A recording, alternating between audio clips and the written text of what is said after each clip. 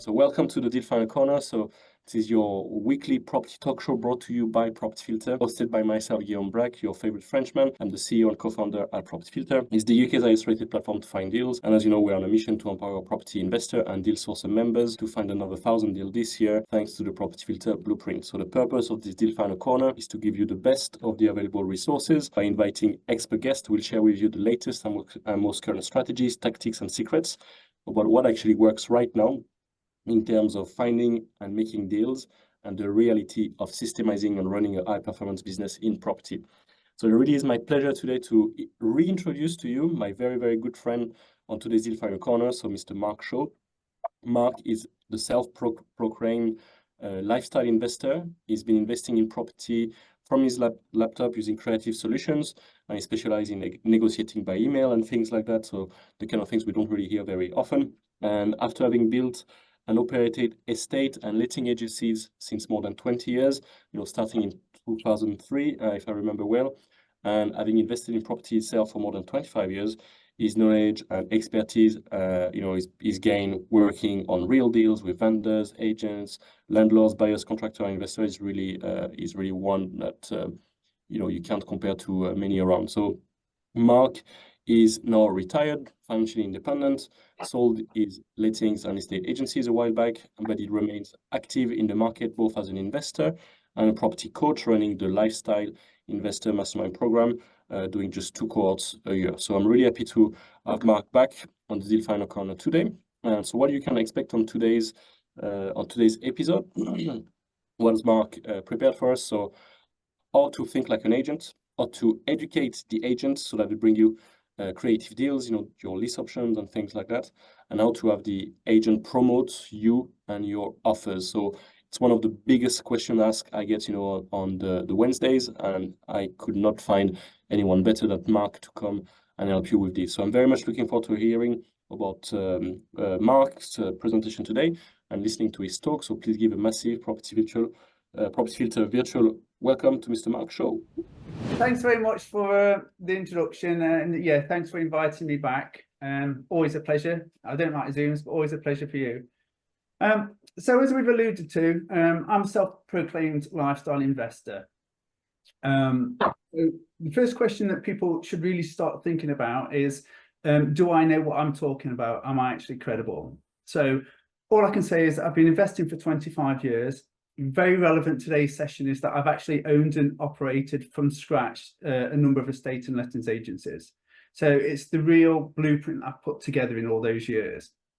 I'm now retired, I'm financially free, but I remain an active investor, and I coach others to become lifestyle investors such as myself.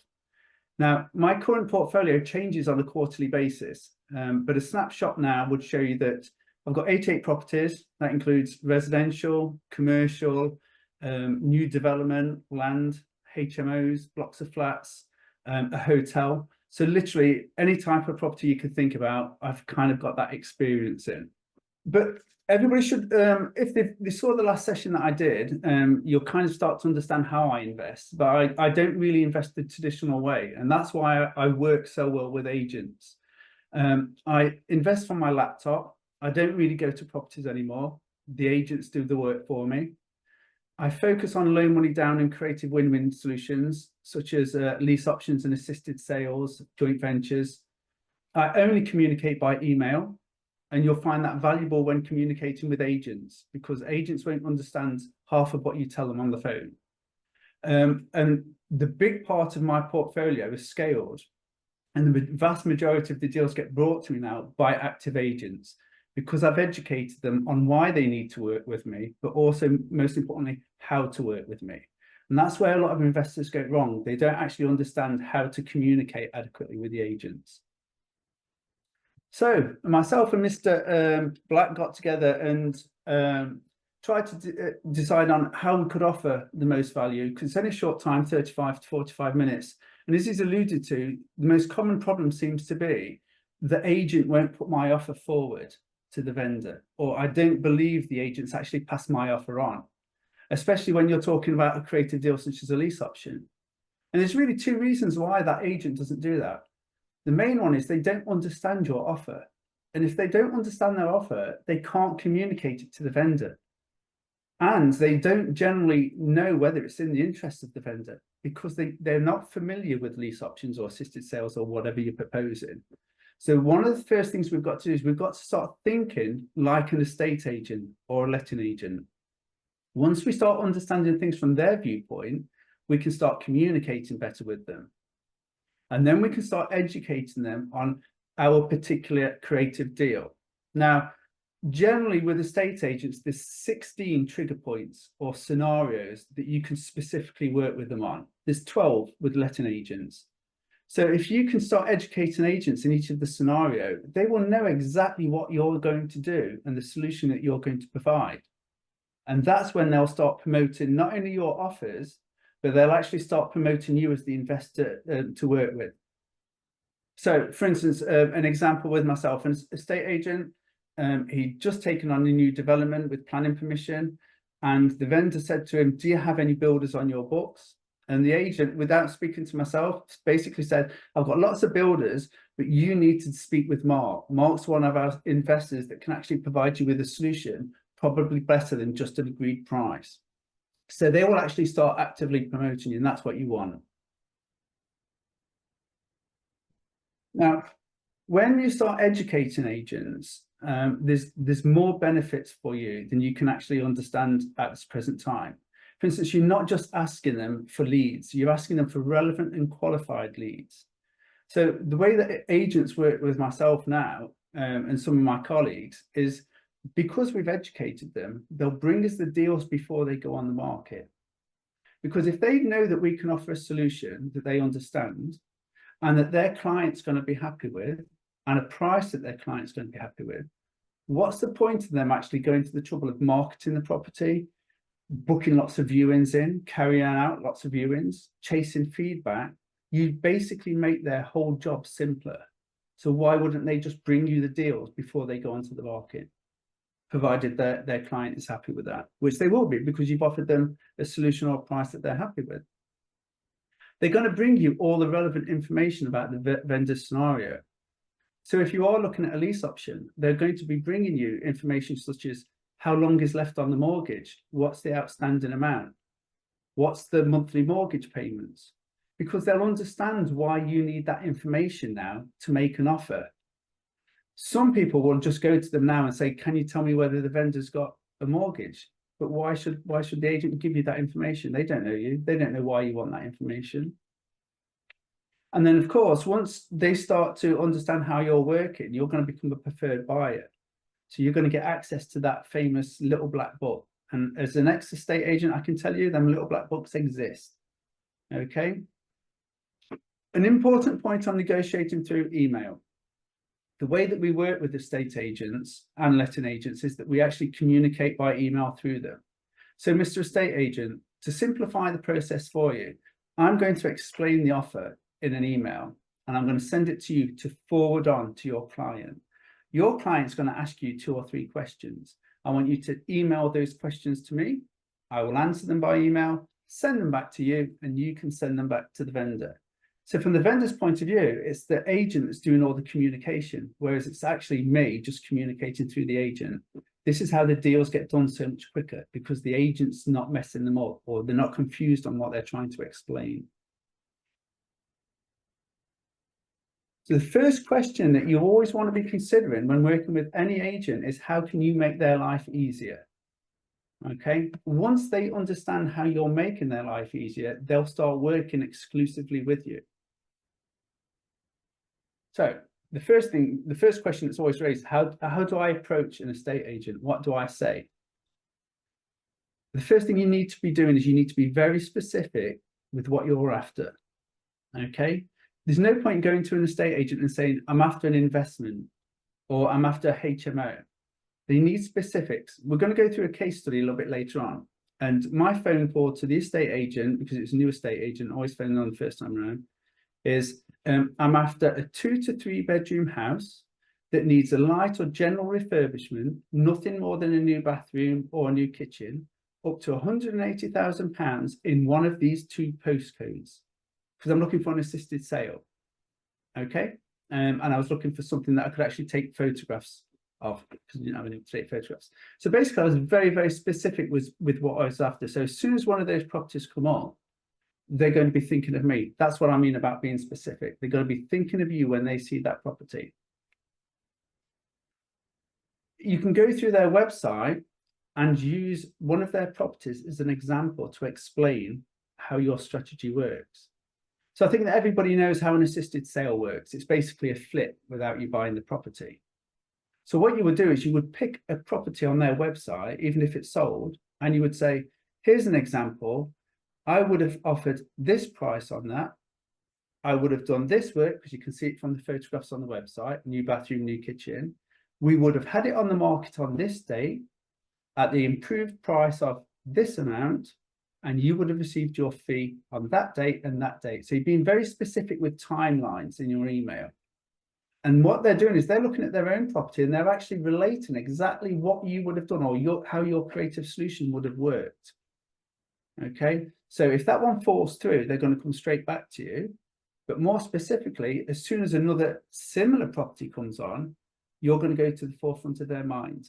And then they're going to look over your email again. And you're going to educate them on the information that you need. So if it is a lease option, yeah, one of the things, Mr. Estate Agent, that I do to get your client the price that she wants is I take over her monthly mortgage payments. I therefore need to know how much she's paying per month. The agent now understands why you want that amount. Okay, so you're starting to educate the agents. And that's the benefit of working through emails as well. Because you're communicating through the agents are actually learning from your emails on how the offers are structured. So the 4, because 35 to 40 minutes isn't very long, we're just going to focus on 4 trigger points or scenarios that I would recommend you all start thinking about when working with estate agents at the moment. Slow progressions, chain breaks or potential chain breaks where one's just about to collapse, an assisted sale type property where the price expectations are too high because the property needs too much work, and desktop valuation requests. These are better through letting agents, but you will get them through estate agents. But I'm going to run through how we work with the letting agents, because the vast majority of my lease options will come through letting agents off market. So slow progressions. The trigger point here, so this is the trigger point, is where you want the agent to think of you. The point, something's happened and they will think of you. So here, the trigger point is either 3 or 4 months since the sale's been agreed. Mr. Estate Agent, do you have any properties on your books where the sale was agreed 4 months ago, but it hasn't yet completed? Okay, they can literally go through their software, put search criteria, and come up with a list of properties that match that criteria. Okay, 4 months, something's gone wrong. Yeah, or there's a reason for it, but generally it's because people have took their eye off the ball. But what you've got at the end of that 4 months is a very frustrated vendor that's still waiting for his sale to go through. Frustrated and motivated vendor. The next thing that we want to be doing is we want to be clarifying what their existing offer is. Because remember, this is sold subject to contract, and why the vendor is selling. We want to know what the reason is for the slow progression.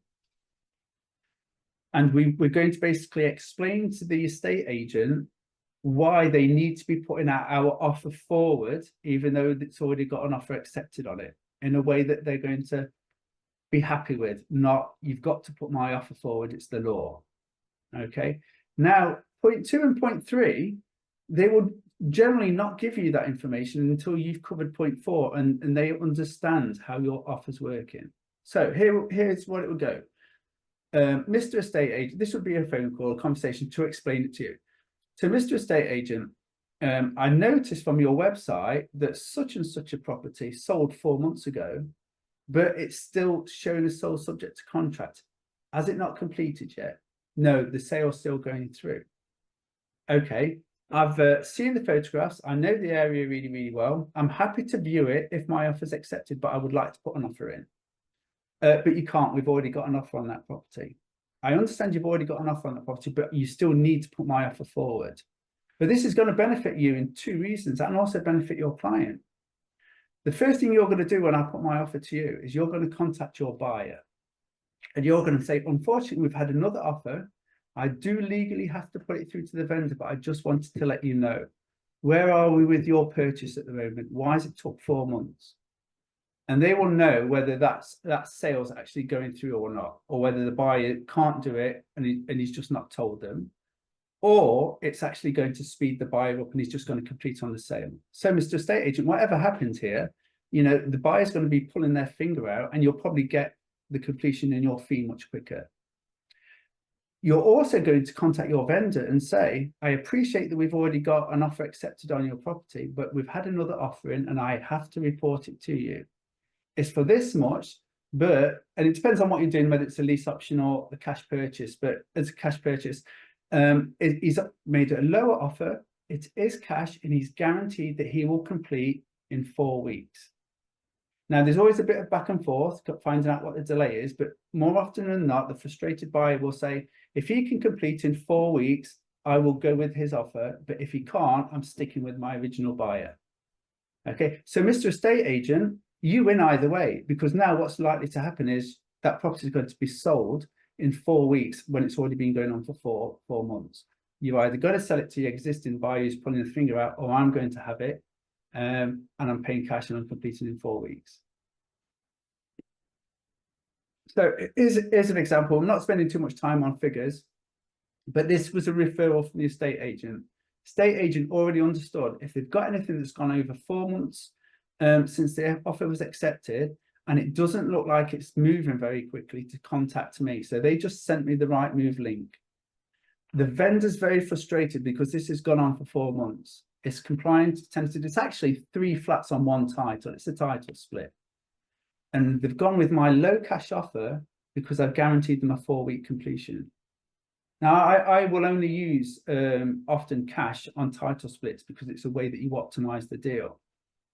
But I can tell you now, even though I don't know what the problem was, the chances are what's caused this delayed progression is that he's trying to use buy-to-let finance on a title split.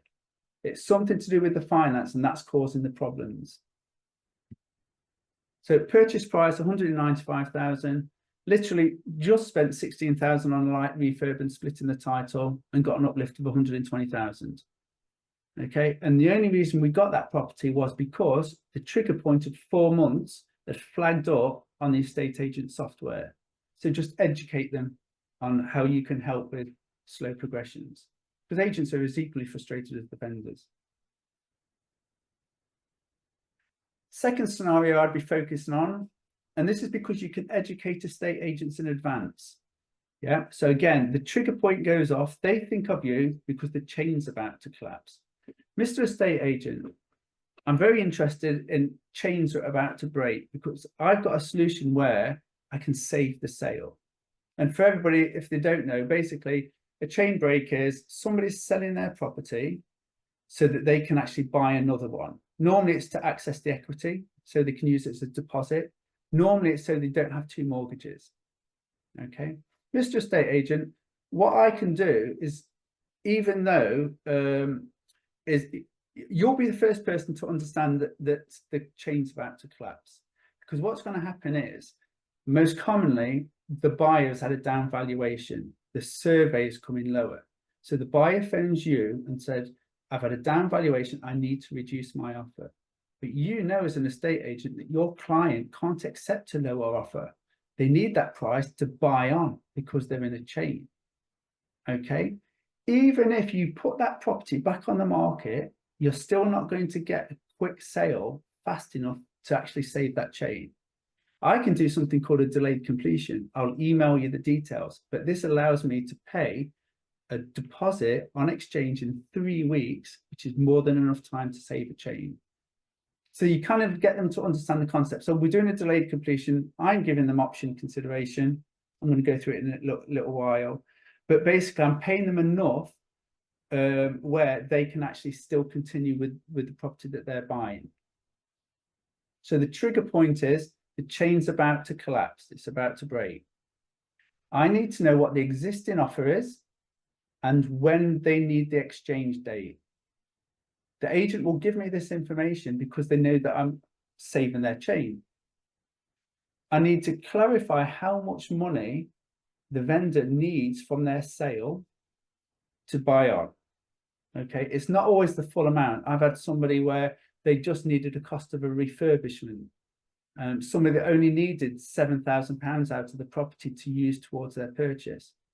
So it doesn't matter what the equity is, it's how much do they need to save the chain. And then you need the mortgage details because you're going to be taking over the mortgage payments. The agent understands all this. And when they explain it to the investor, I've got somebody that might be able to save your chain. They need this information and they can exchange in 3 weeks. The vendor will give them the information. Remember, we're talking about a lease option. So here's an example. Estate agent referral, the buyer had just pulled out and we agreed a lease option with a 5-week exchange. What you would do in this situation, and understanding this helps you explain it to the agent, is first of all, you recognize the scenario. So it's a broken chain. And then you need to start understanding the problems associated with the broken chain. The vendor needs the equity as the deposit. If it doesn't sell, he's not got the deposit. He can't afford 2 mortgages, the new one he's buying and his existing one. He's got no time to agree another sale because he's already in a chain. So he's going to lose the property he's buying. And normally it tends to be a family home in the chain. Your solutions, you're going to provide the deposit funds that he needs from his sale, whatever the amount is, depends on the discount you can get. You're going to take over the mortgage payments and the expenses because it's a lease option. You're going to exchange within 3 to 5 weeks. And the vendor gets to carry on with the purchase. Okay, so that's just giving you the background of starting to understand now what are the problems associated with a broken chain. These are the solutions that I can always offer in a broken chain, subject to figures. So when you're educating the agent, you're basically saying, look, the vendor's agreeing a delayed completion with me. This means that I'm actually paying him on exchange the amount he needs for a deposit on his new purchase, and I'm taking over his mortgage payments. So now we can actually proceed with the sale and the purchase. I'm exchanging in 3 to 4 weeks, and I'm going to instruct solicitors today, subject to your agreement. You're not going to have to do any more remarketing or any more viewings, and you're going to have no risk that the chain's going to fall or collapse, or that anybody's going to renegotiate. Your client has saved the chain, the sale's been saved, you get your fee, it's a win-win for all the parties. So what will actually happen when you've educated the agent is, the agent will take the call thinking this chain's about to break. They'll email me the link of the property with also information. The vendor needs this amount from this sale. The exchange is due to take place in 4 weeks. His mortgage payments are such and such. He's got so many years left on his mortgage, and this is the outstanding amount. I've got all the information in one single email that I need, because what the agent said to the vendor is, I've got an investor that specializes in broken chains. He needs this information, but he'll be able to give you an answer within the next 48 hours, whether he can actually help you save your chain. Can you see the difference there? The agent's understanding everything. They've explained it by email to the vendor, and the vendor knows that I can provide a solution. So they've given me all the information that I need. It's a true win-win situation. So figures, because I paid a £12,000 deposit, which is more than I would normally pay, I got a £33,000 discount, but that was discounted off the original discount that the first buyer had agreed. And then I'm taking over the mortgage payments. And this is a 6-year lease option. But the figures, because of the uplift and the rents, there's £117,000 profit here, and the property only costs 90 something. The £12,000 option consideration or deposit is deductible. So the only money I've paid out on this deal is £1,100, which is the legal fee. But more importantly, I've helped the agent, I've helped the vendor, and that agent is going to bring me any other chain breaks that comes through, because you've educated them on that scenario now. So now we know slow progression is trigger point, and we know a chain break. So there's 2 ways an agent can now work with us. where we can offer solutions that they can't get just putting the property on the open market. Now, third scenario, price expectations are too high. So we're looking at assisted sales. Assisted sales, basically, the property is overvalued because of the amount of work that's needed. Normally, when you're above a certain price, say £300,000, it's too much money to flip the property because you're tying up £300,000, you're paying stamp duty, you're paying for the refurbishment, and then you've got all your money tied up while you're selling it. With an assisted sale, you're not buying the property, so you're not paying stamp duty, and you're only paying for the cost of the refurbishment. Okay, so you've not got much competition in this area. Homeowners aren't your competition because they want properties that they can move straight into. So the trigger points for the estate agents, although we're going to cover this in the case study as well, is the price is too high for the current condition. The feedback that you're probably going to get, Mr. Estate Agent, or you've probably been receiving already, Mr. Estate Agent, is there's too much work, or it's priced too high, or you've started to already receive low offers. So now the estate agents are thinking, yeah, all that's happened, or I think that's going to happen from previous experience. Mr. Estate Agent, you're going to waste your time doing all these viewings. And more importantly, every time you feed back to the vendor, your client, they're going to get irritated. And you're going to keep asking for price reductions. And the vendor's going to say, but you said you could actually get me that price. So it's an awkward conversation for you, Mr. Estate Agent. But the estate agent knows that if the refurbishment was done, it would sell straight away and at a higher price. So this is very easy for an estate agent to identify. Now, the example, I had to go and get photographs because I was teaching people how to cost up work remotely. So I literally phoned the estate agent and I said, as I said before, property needing a light or basic refurb up to 180,000, 2 to 3 bedroom house in one of 2 postcodes. The estate agent phoned me back the next day and said that he was instructed on 2 properties the night before and he was going out that afternoon to take photographs. Did I want to meet him at the property? I met him at the property, brand new agent, never met him before, explained the concept of how an assisted sale works, explained that I would be putting it all in an email together with an offer and how he needs to forward that onto the vendor. And the same afternoon, we'd agreed to assisted sales. So you don't need existing relationships with estate agents. They don't even have to understand it. You just need to know how to make it easy for them to communicate to the vendor.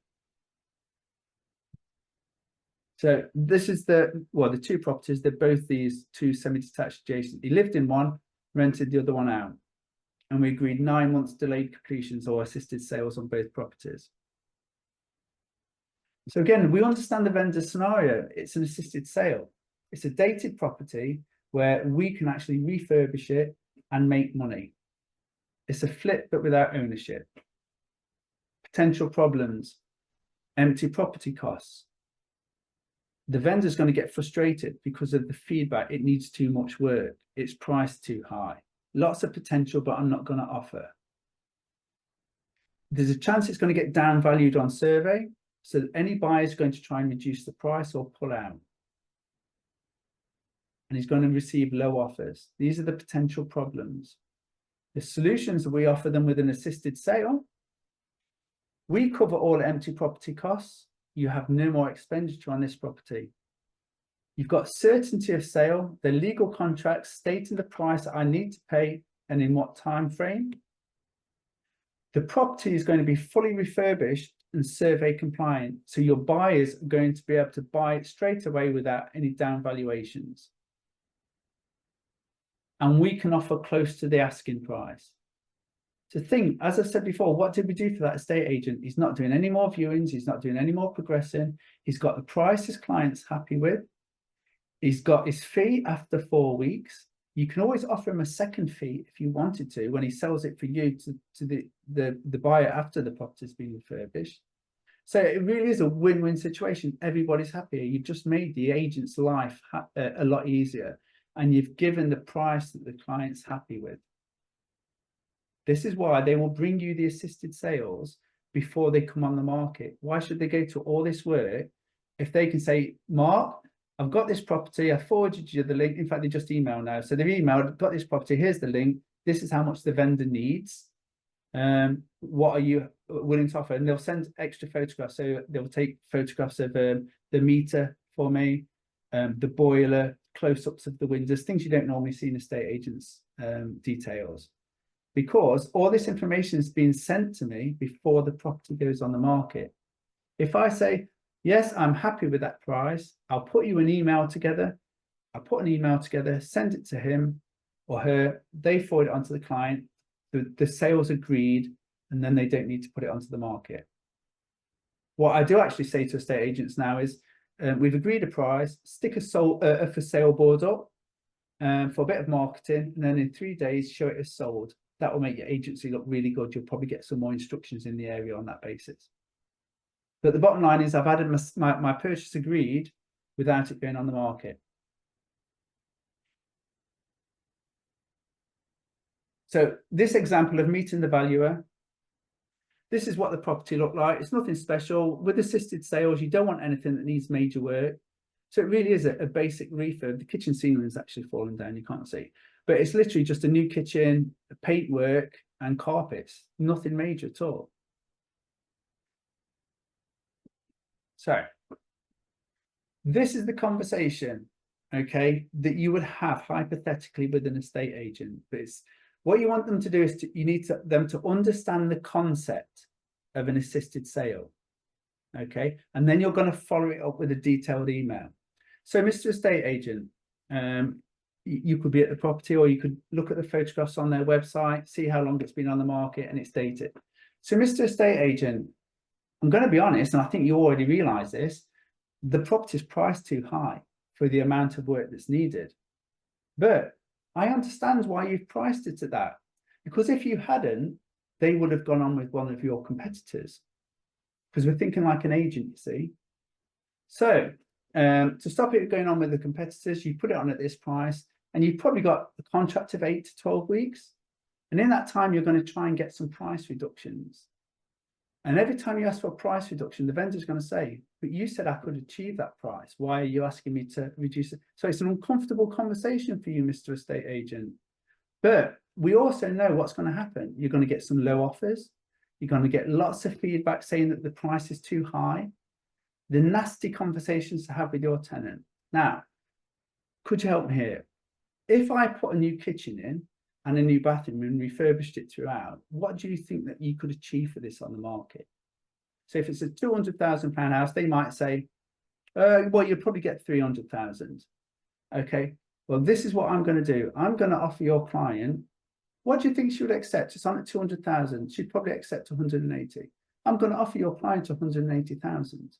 But what I'm going to do, I'm going to come in and I'm going to refurbish the property, and I'm going to pay for the refurbishment. The property remains in your client's name, so she's fully protected, of course. And then as soon as I've completed the work, I'm going to ask you to remarket the property in its completed version. Now, you will get your first fee on exchange, which is in about 4 weeks' time. And I'm happy to give you another fee when you find me a buyer once the work's been finished. Can you understand how I'm paying your client £180,000? Because the property is going to be worth a lot more than 180 when I've done the refurbishment. Of course it will, yes. Okay, well, I'm taking the risk because I'm paying for the refurbishment. We've both got solicitors. I'm happy to recommend one. Do you understand how it works? Yes. Okay, I'm going to follow it up in a detailed email for you. I'm going to phone you at the office to make sure you're there. If you're there, I'm going to forward the email on to you. The way that this works is you really want to phone your vendor, read the email to her, and then forward it on so she can reread it with a partner or on her own this evening, reread it a couple of times, and then email you back some questions.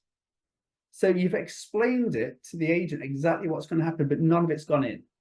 They've just kind of got the concept. That's why you have to follow it up with an email, because that's what they reread and try to understand it. But it doesn't matter if they understand it or not, because they're just forwarding your email on. Okay. So general points to know. You're only giving them the concept because whatever you explain to them, they're not going to retain that information. They'll just remember certain points. Yeah. You're then going to email the offer, which includes the explanation of the assisted sale, to them, and they're going to read it to the client, and you're going to just read it to them as well to ask them, are you clear on that? Have you got any questions? They'll always say no. Okay, and then they're going to phone the vendor, send the email on, and then you're just going to wait for the questions to come back. Okay, you've just made life really easy for the agent. And any questions that the vendor's got, they're happy to ask, because they're happy that they're asking them of an estate agent. The estate agent doesn't know the answers, so they're emailing me for the answers, which I'm obviously happy to give. So the figures on this, just to show that they're basically genuine examples, really. So of these, I actually kept one and I sold one. So after 9 months, the profits were 60,000. But the key things that you want to know is it took less than 3 days of my time. I've not really been involved in the property at all. I paid £10,000 deposit on each property, and the refurb was 48,000, but the return was 88% in 9 months. Okay, but the main thing is it didn't really take any of my time up. I didn't have to buy the property, and I didn't have to pay stamp duty. Although I did obviously on the one that I refinanced, but I completed on that cash and refinanced straight away and got all my money out plus some. Okay, but this wouldn't have worked if I'd actually had to buy both properties the traditional way. I hate that, traditional way. Okay, so we now know that we need to actually start focusing the attention of the estate agent. So do you have any slow progressions, anything over 4 months? Do you have any chain breaks? These are some other examples that you can concentrate on to start educating agents. Now, think of your own investment plan. Any agents that you've got existing relationships with or that you've used in the past, if you use a letting agent, or your area. So, Mr. Estate Agent, do you have any properties, or will you let me know if any properties are coming on that need cash sales, are unmortgageable, or have structural issues? Can you let me know if you have any properties that have survey issues, knotweed, or that have been downvalued? Mr. Estate Agent, can you let me know any properties you've got coming out of contract? Because the estate agent probably knows that they're going to be losing that property to one of their competitors. So they'll work a little bit extra hard with you to try and get a sale agreed on that property before they lose it. Mr. Estate Agent, do you have any properties under dual agency? So this is where it's on with more than one agent. So first one that gets the offer gets the fee. So they'll bend over backwards to get you to buy their property before their competitor gets an offer. Mr. Estate Agent, do you have any properties with a little equity? Well, how do I know what equity it's got in? Just ask them at the valuation time. Do you have a mortgage?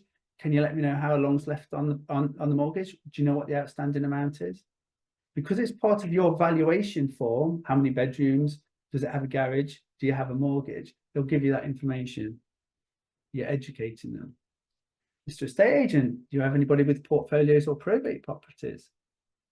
Properties where gaining access is difficult, tenanted properties. These are all specific scenarios where they will think of you every time one of these comes across their desk. Some picture examples for those of you that are visual. So this one here, it needed a cash purchase. It had subsidence or subsidence, 10-year lease option, no money down. Okay, because I provided them a solution to take over their mortgage payments without them having to sell the property. Property number 2, this was tenanted. Because it was tenanted, it had below market rent, and it was stacked. She was a bit of a hoarder, and it was putting off all landlords because the yields weren't there. 5-year lease option agreed, £3,000 deposit. 4-bedroom detached house, difficult to sell. It'd gone stale because all the family had moved out, but all the clutter had been left in the property. I mean, the mother and dad, the father was still living there. So I paid for them to move into rental accommodation for 6 months, decluttered the property, literally carpets and painting, and tidied the garden up, and that sold instantly. Okay, so you don't even have to do anything major to a property. You've just got to think of, why isn't this selling? So that was an assisted sale for 9 months, but I actually completed on that and refinanced it because of the type of property in the area it was in. Okay. So scenario number 4, this is where it's at desktop valuation. And this works very, very well with letting agents. And most of you should be working with letting agents because it's the easiest and quickest way to scale a portfolio. Most of the properties that you're going to get are off market. They're already tenant compliant. They're already property compliant. They've already tenanted, so you've got cash flow. Landlords are on the correct buy-to-let mortgages, and they understand the benefits of actually having their mortgages paid and they get to walk away. Okay, so many reasons you should be working with letting agents, but specifically here for today, how we educate agents is Mr. Letting Agent. We'll have a Mrs. Letting Agent. Mrs. Letting Agent, if you get any desktop valuations, will you email me the property address? So that's a trigger point for the agent now, valuations.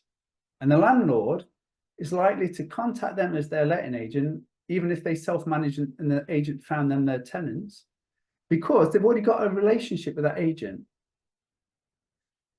Most landlords won't want the tenants to know that they're selling, okay, for fear that they'll move out. So they'll want a desktop valuation. They think that the letting agent might have landlords that want to buy with the tenants in situ. So again, the tenants don't know that they're selling. And it's easier for a letting agent to arrange access with the tenants than trying to get an estate agent to contact them. So these are 4 reasons why a landlord would contact a lettings agent for a desktop valuation. Okay. Trigger points. Mrs. Letting Agent, if you ever get asked for a desktop valuation, will you email me the property address? Mrs. Letting Agent, if you ever get asked for a recommendation from a landlord for a local estate agent, would you email me the property address? Mrs. Estate Agent, if you're ever asked by a landlord to liaise with a local estate agent to arrange access for valuation, would you email me the property address? And Mrs. Letting Agent, if you have a landlord that doesn't renew a tenancy for another fixed term, will you ask them why? And if they say because they're thinking that they might sell in the future, will you email me the property address? See, 4 very, very, very clear triggers there for the letting agent where they're going to email you their property address in case I've not said it enough times. Okay.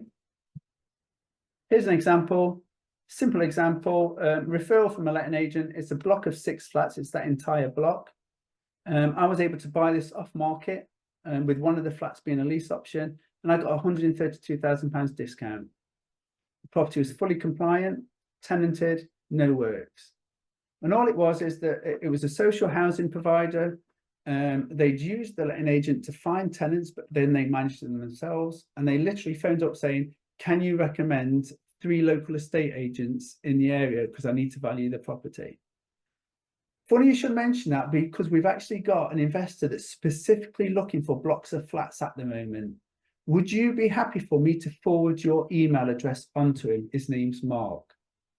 Yeah, if you can vouch for him. And that's all it was. So I got the email address direct because the letting agent doesn't do sales. So she's not going to benefit from this property. But as soon as I bought it as a favor, I'll be given referral fees, but I'll also be given a management. So now she's getting income where she wasn't getting income before. Because it was off market, I got it for 132,000, and one of the flats is a lease option. Okay. I was told to keep it to 35 to 40 minutes, so I've done just that. So we're just going to finish off now. So some more scenarios to focus the letting agent's attention. Mrs. Letting Agent, do you have any properties where landlords are waiting for vacant possession? You know, normally the tenants give notice and then they're just going to tickle the property up, paint it and put it on the market. Do you have any properties that need work or updating? You know from inspections when you've been out that they need the money, but the landlord doesn't want to spend. Do you have any properties with below market rents? Anything in 8 to 12 weeks arrears? These are all trigger points. If I said to an agent, do you have any properties that are in arrears 8 to 12 weeks? They could tell me off the top of their head, these properties. Or they could just put it up on their software.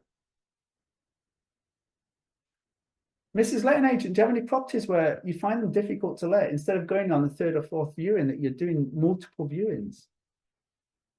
And you'll probably start to pick up the vibe now that all these are going to be lease options. I'm not going to be buying these properties. These will all be lease options. I'm after the scenario. Do you have any self-managing landlords that are thinking of selling? Do you have any landlords with portfolios? There may be a way that I can actually reduce their tax bill, but actually agree to take on all their responsibilities on the same day and pay them over a number of years. That's a follow-up email, that is. That's just an example of what you should be thinking of portfolios. And we've already touched on it. If you get any landlords requesting valuations or trying to book an estate agent in. So again, I think, yeah, top of my head, 16 trigger points for estate agents, probably more. 12 there are for letting agents, where you could literally just get them thinking of you every time one of these trigger points triggers. Thank you. Oh, done on time. My favorite Frenchman. How's that? Awesome, Mark. Thanks so much. And it leaves us a good time for questions. I love every time when I listen to you and it's all about the scenarios, understanding the scenarios, and then it's just a process, you know, it's always the same. What are the problems? What are the solutions? And it's very, very clear. So always really, really grateful and great to hear you present how you do your advanced, you know, no money down and creative strategy. So yeah, thanks a lot for that. So there are a few questions on the chat. Let me have a look from the start. So Igor was asking, how do you get the details about the offer being accepted that is already on the table? Because we're always told that we can't, or they can't share the info.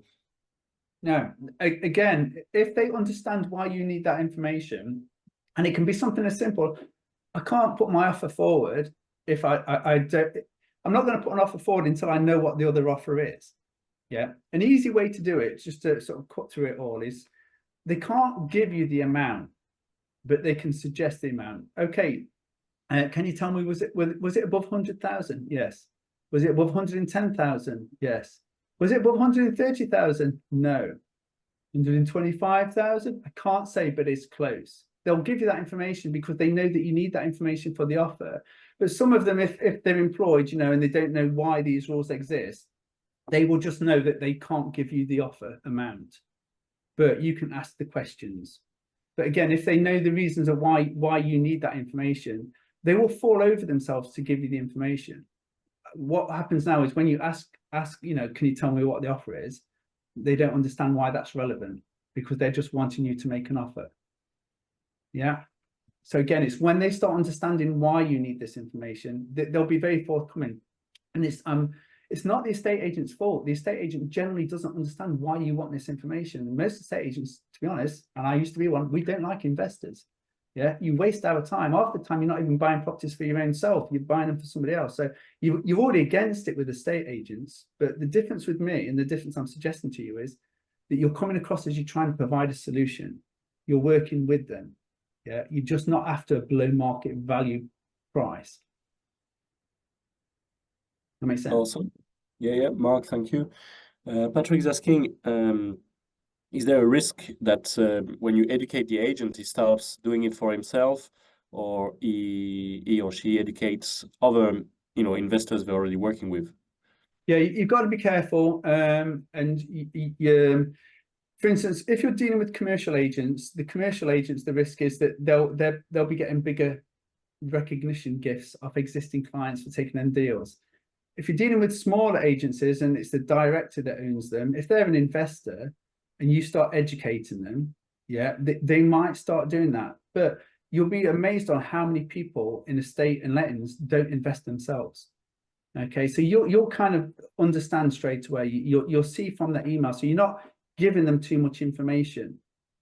Okay, you're just seeing whether the vendor's open to it. And I didn't go into this in too much detail because of how much time we have. But basically, when I start communicating, or we start communicating through agents, it's only for a very short period, because when the agent understands what we're doing and we've registered with the agent so they're not going to lose their fee, and they can sense that the vendor's open to it, so a deal is going to get done, all you've got to say is, would you ask the vendor's authority to release their email so we can communicate directly? Because most of the communication happens in the evenings and your office is shut, so you're delaying the offer being accepted. I will copy you in. And as long as you're copying them in, and you're at that certain point where they know now that they've got you and the vendors in touch with them as well, and they're not going to lose out on the deal, you're not going to cut them out, they will let you have direct to vendor access.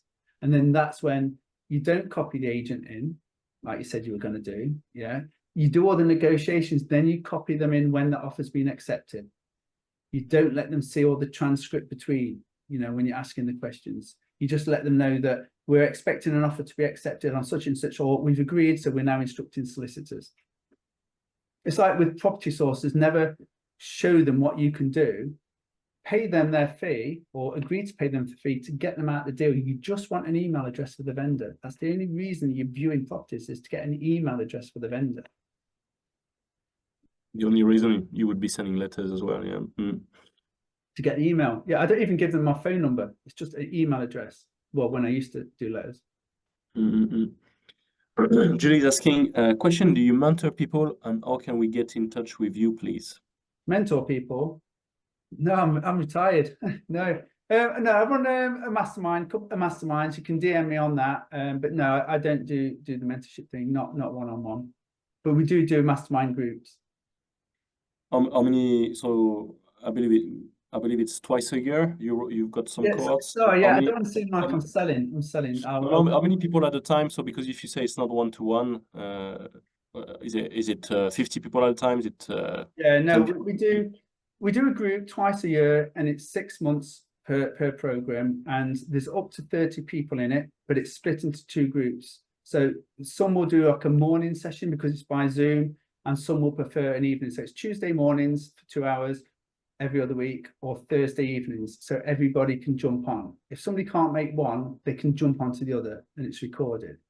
So it's a 6-month program where I coach people to invest exactly as I do. So we use the same scripts, same templates, but it's mostly lease options, title splits, the things that aren't the traditional routes. You know, raising private finance, how to use private finance. It's quite a detailed program because it's based on investing like I do. So you need to know what you don't know. You need to see what the bigger picture is, because the problem with a lot of people is they just think it's about buying properties, but no, you need to know what you're actually aiming for. So it's quite a comprehensive program. Awesome. So the best way to DM you is to connect with you. DM me and I'll send some details. We've got the next intake is the end of this month, actually. I know, I can see some faces. I can see some people already signed up to it, actually. Okay, yeah, you recognize people, yeah. Yeah. Awesome. And so yeah, so the best way is to connect with you on Facebook and DM you there, Mark, is it? Yeah, I don't do any others. I don't really do Instagram, just Facebook, and then DM me through my Facebook page. Thanks. Awesome. Lots of really cool feedback. Adam saying superb, very insightful. Sarah, thank you. AJ, great presentation. Thank you. Mark is asking, how do you get in front of the correct agent in the office if you haven't worked with them before? Okay, well, this is down to your investment plan as well. So if you're thinking about chain breaks, you want to focus on chain breaks, or you want to focus on slow progressions, it's the people in the office, the admin people, that you need to be dealing with. So my first email, well, first of all, you go on the website, look for a sales progressor, get their name, email them direct, and start educating them about chain breaks. Okay, if it's an assisted sale, the person you want for an assisted sale is the valuer, because they know that the property is overvalued. Okay, if it's already on the market, again, it can be the sales progressor, or it could be anybody in the office. Now, sometimes if you're emailing an offer and the agent is just really old school and they don't want to work with you, sometimes it's worth phoning on a Saturday, and we've had this happen so many times. Phone back on a Saturday when the Saturday staff are in, okay, because they don't know what's right and wrong, and they will email your offer to the vendor, whereas the estate agent or the boss probably wouldn't. Okay, but always go on the website first, try and work them out, who looks the right one to deal with. But again, internal people for some of the trigger points, external people for some of the other trigger points. Go direct to the director. Once you've got one deal, because when I used to run my estate agency, any deal that came across the table, I would get told about it, And most independents are like that. You know, they want to know what's going off. So at some point, your name or your email is going to make it to the director, and that's the person ultimately you want to get to, just to get permission for his staff to give you all the information that you need. Yeah, but assisted sales, definitely the valuer to begin with. Although you don't really need to go viewing assisted sales, you can see all the information from. And one other thing is, I don't offer I don't view properties unless my offer's been accepted. So don't think you've got to go keep viewing properties all the time. They will accept your offer subject to viewing if you explain why you're doing it that way. Awesome. Thank you very much. Aaron's asking, with lots of thank yous, you mentioned 14 letting agents and a number of estate agent scenario. Is there a comprehensive document outlining the different strategies, options to educate the agents? Not from me, no.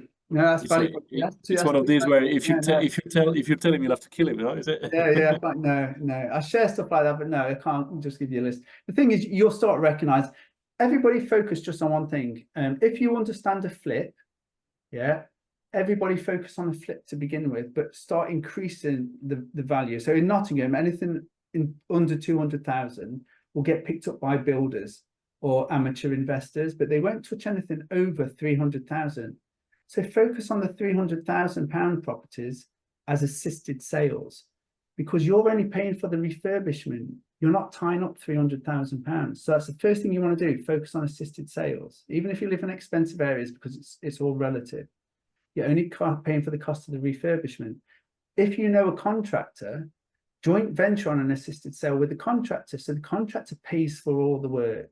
So the only amount you're investing is £600, which is half of the legal fees. But you're getting 50% of the profits of an assisted sale. And you can do it remotely because you're not even going to the property. So focus on assisted sales to begin with, or start building relations with somebody in the office.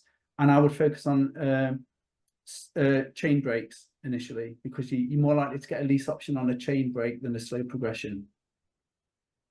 It's interesting you say about focusing on one, because it's a conversation that we have every week, actually. Because there's so many ways of making this work, and people tend to. If you try and educate an agent in too many scenarios, they won't understand it. Start them on one. When they know it, then move on to another one. Sorry for interrupting there. Yeah, awesome. Richard is asking, any tips on approaching a estate agent for the first time when you don't have an existing relationship with them? Well, you don't need the relationship. I didn't know that person that I met at the property. All I was there to was, I explained the concept to them. At the end of the day, the estate agent wants a sale. They don't want to make friends with you. They probably don't even want a piece of cake from you. You know, they just want a sale. That's what they're focused on. You're just actually showing them how you can agree the sale and they can get their fee in 4 weeks. That's all you're there for, is to get that information over to them. Yeah, the relationship will come later on. But, you know, they're never going to want to go out with you. You know, at the end of the day, they just create a relationship because you can actually make their life easier by agreeing sales quicker and, you know, making their clients happy.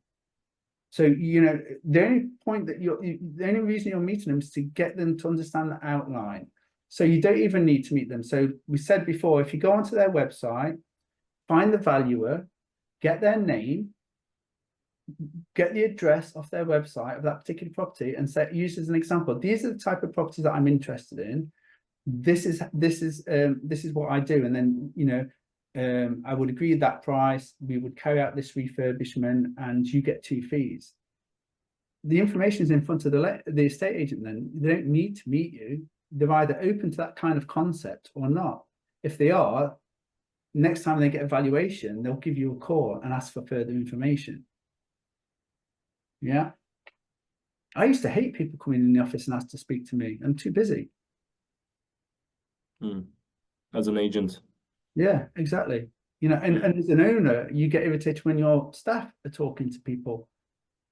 So everything should really be taken to email, because agents will read it in their own time. They're in and out all the time. They're on the phone. You know, you need to give them time to understand what you're doing. And by using an example off their website, like a dated property, even if it's sold subject to contract, they'll understand what you're doing. And you'll be the first person that they'll call when the buyers get a down valuation, or they get a few estimates, and you think, oh, this is going to cost more than I thought it was. I can't buy it now. They're going to come straight to you before they even tell the vendor it's fallen through, because they want to have a conversation with the vendor saying, I've got some really bad news for you. The vendor's just pulled out, but I have just spoken to one of our investors and he's happy to match the price. But this is how he's going to do it using it. And then he's just going to copy your email over. Yeah, awesome. Thanks a lot, Matt. Matt's asking, I've booked a viewing on a cash offer property where the sale has fallen through, and they would like a cash offer with no survey or searches done. What will you do? It's one or two reasons that they're doing that. Yeah, there's one or two reasons. First of all, there might generally be something wrong with the property. Or the second reason, they just want the certainty and the speed of it all. Okay. The first thing I'll be doing is what are they needing the money for? They might not need that full amount.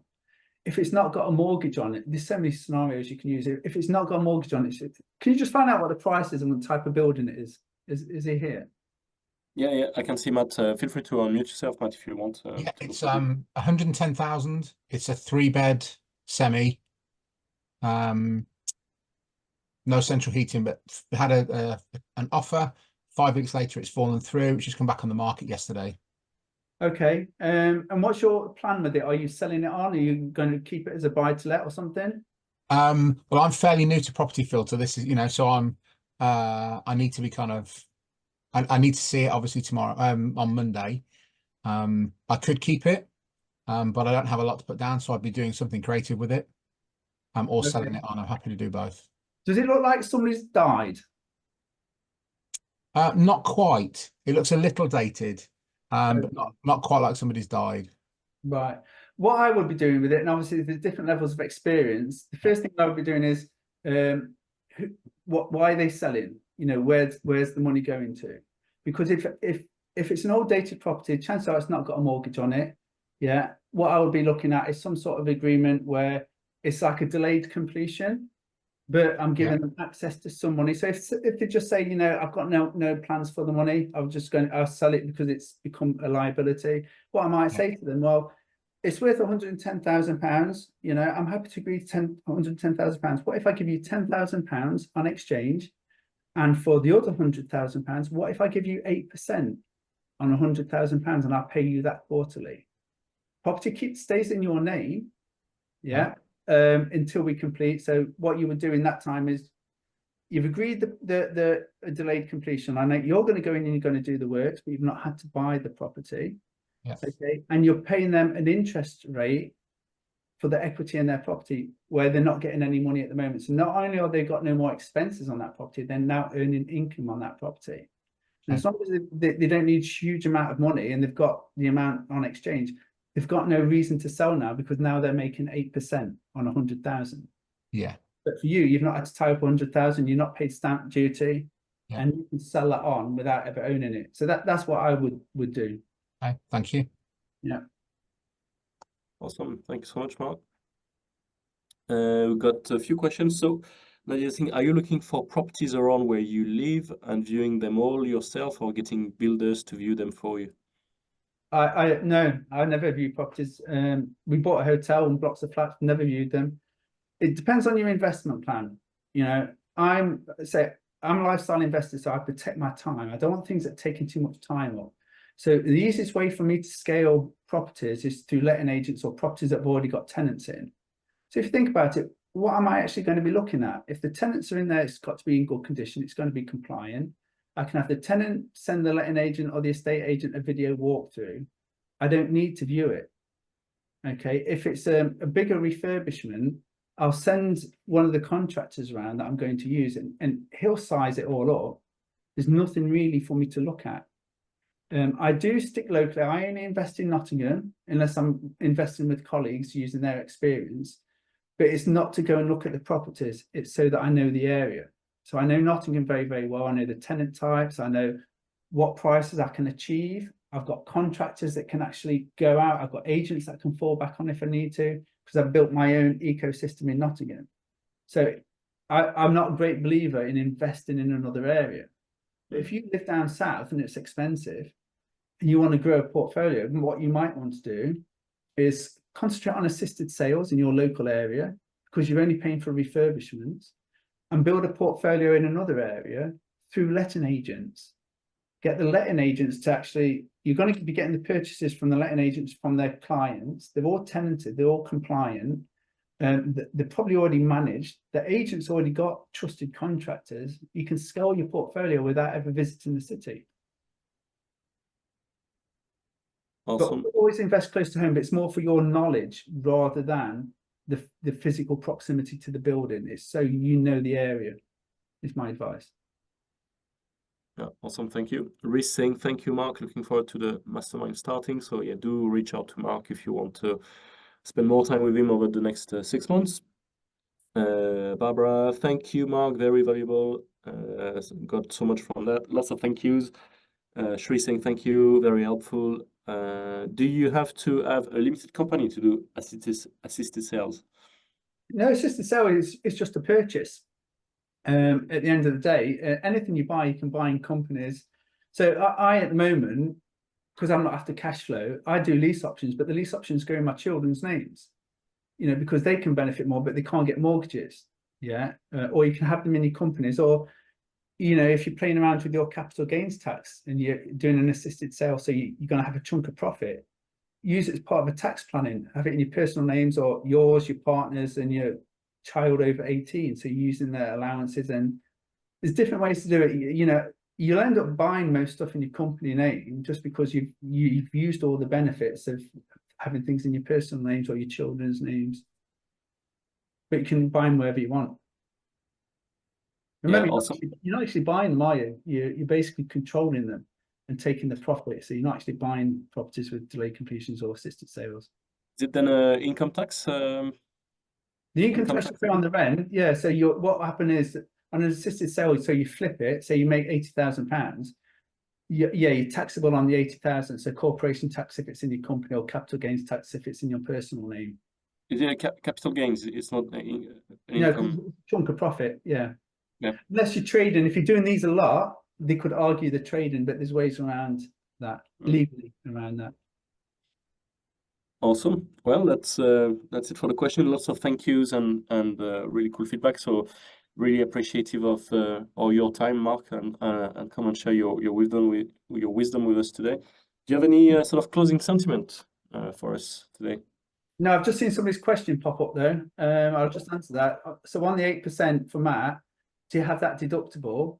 It's up to you. For some, no, because they're seeing it as interest. But when you're buying bigger buildings, like I've done the hotel or blocks of flats, I pay them £3,000 a month on a hotel, but that is deductible. So it's like an interest-free loan. But the important thing is they're getting £3,000 a month. For me, it's not coming off the profit. So everything's always negotiable. But think about it, if the landlord's seen it as interest and it's not deductible, he'll keep it going for a longer period of time. So you might want to go for a 10-year lease option. But closing sentiments, no, thank you for inviting me back. I love talking about property, and I kept to time, which I'm really... Yeah, awesome. Yeah. Yeah. Thanks so much. So what I did, I found your, I think I found your Facebook. So if you want to connect with Mark, always sharing some interesting and really cool stuff. So do click on the link here. This is Mark's Facebook if you're not already connected. And yeah, do reach out to him if you want to know more and take part of one of his cohorts on the mastermind. So I'm left with thanking you all for joining us on today's Deal Finder Corner. Thank you again, Mark, again for coming and sharing. You know, every time is a pleasure, and some of our best rated sessions with you. So thank you. And yeah, in the meantime, visit PropsFilter.co.uk, log on to your PropsFilter account, check out the deal blueprint where you can define your goldmine area, engage with motivated sellers, assess properties in seconds, load your pipeline and make deals, have an endless supply of deals, join the top 1% and become a high achiever deal finder. I hope you enjoyed today's Deal Finder Corner like I did, and I look forward to seeing you next week. Thank you very much. Have a great day all. Thank you so much, Mark. Thanks very much. Bye. Bye-bye.